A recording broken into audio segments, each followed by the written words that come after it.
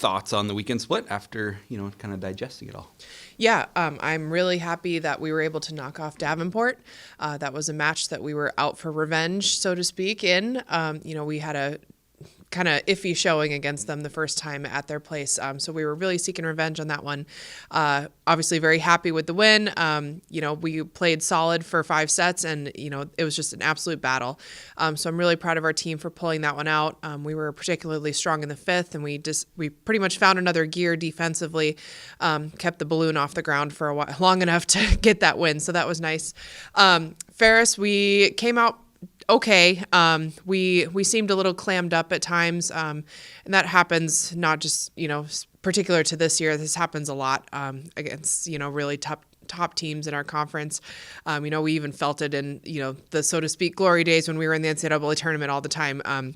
It's just hard to play teams like Ferris. They show up to your gym with a lot of poise and a lot of energy. They're loud. They're very team togetherness. So it's an intimidating environment to play in when you're playing a top team like that. We showed signs of being resilient, and we had some really nice plays that we made, some nice individual performances, but ultimately we weren't able to string it together long enough. But I'm not upset about that one. I thought we played just fine. But the challenge for us is kind of like I alluded to, is finding that next gear and putting ourselves in a position where we could potentially knock off a team instead of kind of putting taking our foot off the gas a little bit at times. Maddie Kreider, 69 assists. I checked, it was like the 3rd most in Division II.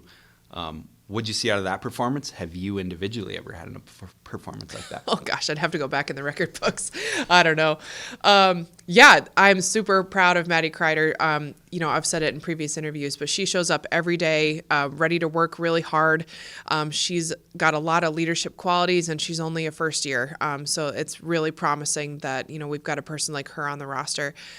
She takes feedback so well. And so after every match, we're marking up the film or, having film sessions, and she's very receptive to how we can improve. And how she can improve and get her teammates in good positions. So, the assist number is, a reflection of her hard work that she does every day. I'm not surprised that she got this honor, but, I'm very happy for her being the first one that she's gotten. She's really solidified herself in that setter spot, and I'm really excited for her bright future. So GLIAC standings, looks like everyone's locked in for the tournament. Talk about the opportunity that your team has. Yeah, we have to take care of business. The 2 teams that we play are not going to be in the tournament, so we have to do our due diligence and make sure that we come out on top on both of those, for various reasons. Obviously, it's our last 2 matches of the season. It's our senior weekend, so there's a lot of, hubbub around all that, so that's fun. And then there's just like intrinsic motivation that comes with senior weekend. So, we'll be celebrating those players and having some festivities around that. In terms of GLIAC standings, there's a 3-way tie for first and a 3-way tie for 6th. And anything can happen at this point. The 8 are locked in, but we have no idea where the finish is going to be. There's some huge games that need to be played this week. GV and Wayne still need to play on Thursday. That'll determine something. But we really have no idea where we're going to go or who we're going to face or how it's all going to shake out. It is just going to be a very important week for everybody. You touched on it a little bit, senior day, Saturday. What has, this group of seniors meant to you as a first-year head coach?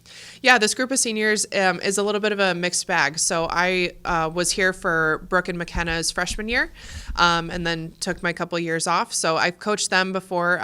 They didn't really have too much of a role in their freshman year. Oftentimes freshmen don't, but so it was just kind of like the feeling out period of those 2. But I know that they've had a lot of contributions over the last several years, and Brooke in particular this year has been a leader for us on the court.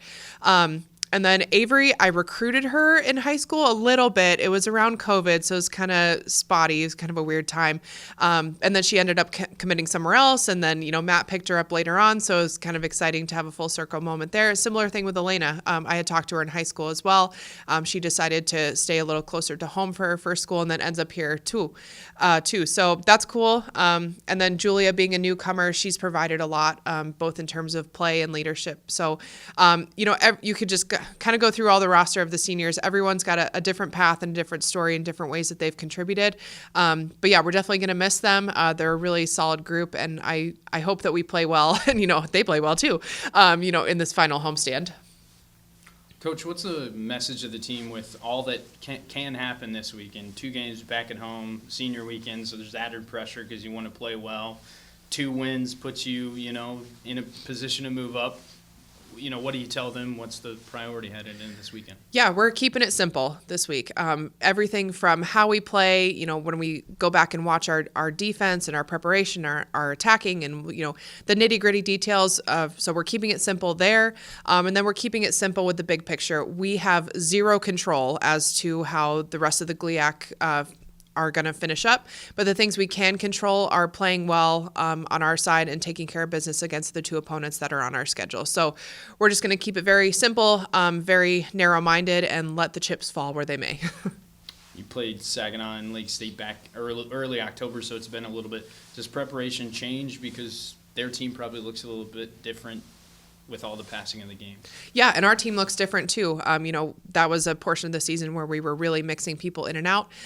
So it's a lot of the same characters and the same players. Saginaw has an outside hitter that gets the vast majority of the sets, and she does really well with them. She's super athletic, so we have to make sure that we're slowing her down when we can. But beyond that, they're kind of mixing their setter in and out, and they've got a few other personnel changes. So we'll see. The Saginaw match was a tight one. We came out on top, but there were definitely portions where Saginaw pushed us, and we were able to kind of overcome some of that push when we were there at their place. So that'll definitely be a good matchup. Saginaw is always a tough team to play. And then Lake State, they were out their best middle the first time that we played them. So we'll be facing her for the first time this season. She's been playing more recently. I think there's an injury or something. I'm not sure. So yeah, it'll look different because they were out one of their best players the first time that we played. But they don't have too many wins on the season. And this being the last game of their season, I know that they're going to come in here gunning for us. So we have to be prepared and ready to go. I asked you this last week, but the ability to finish the season at home and not have to travel kind of helps you get prepared for the GLIAC tournament?